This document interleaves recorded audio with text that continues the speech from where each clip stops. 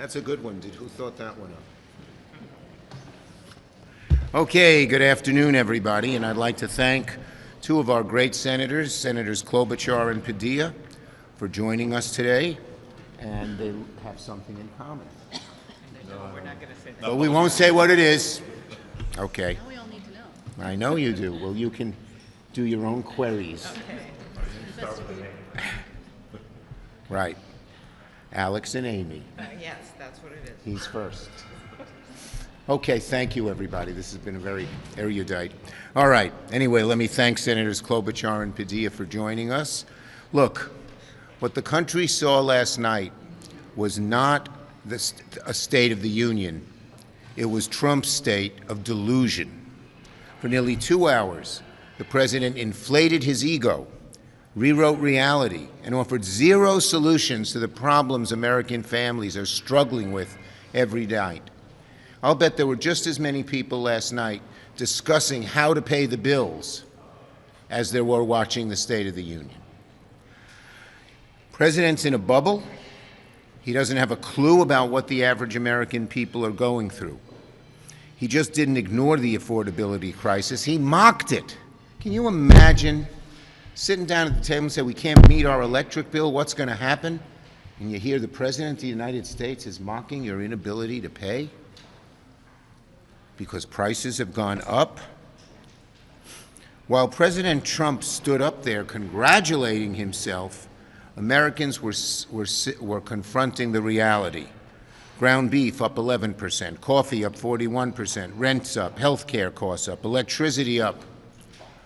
Families are spending this year over $1,700 more because of Trump's tariff tax. And he's gloating about it. He's gloating about it. Families don't need a 2-hour speech. They need relief at the checkout counter, especially a speech that hardly mentioned any solutions for the American people. You know, look, Trump spent a lot of time praising himself. He patted himself on the back so often that I thought he might fall down. But the American people didn't want hype. They didn't want the kind of stuff he did. And he lied. He just lies. He makes it up. He said we've gained manufacturing jobs. We've lost over 100,000 manufacturing jobs since he became president. He said job creation is on the rise. No. It's at the lowest point in 20 years outside of a recession. I think it was 2003 that job creation on a percentage basis was as low. And then, incredibly, Trump put J.D. Vance in charge of investigating corruption. Well, in one way, he's a good choice because if he wants to investigate corruption, he doesn't need a task force. He doesn't even need a car. All he has to do is walk down the hall and start investigating his boss, where there's huge amounts of corruption. He can start with the billionaires bankrolling Trump's vanity projects. He can look at corrupt pardons that the president gave. He can look at the luxury jet gifted from the Middle East. And most of all, glaring of all, he can ask the president why the Epstein files, all of them, haven't been released. Last night was all hype and no help. If you're a family hoping to hear how your costs would go down, you got nothing.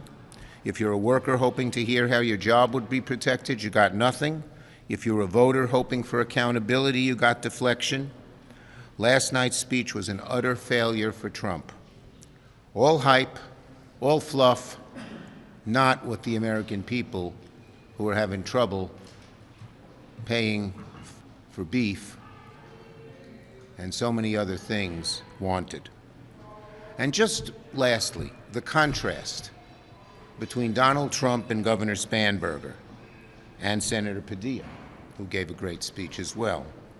They talked about lowering costs.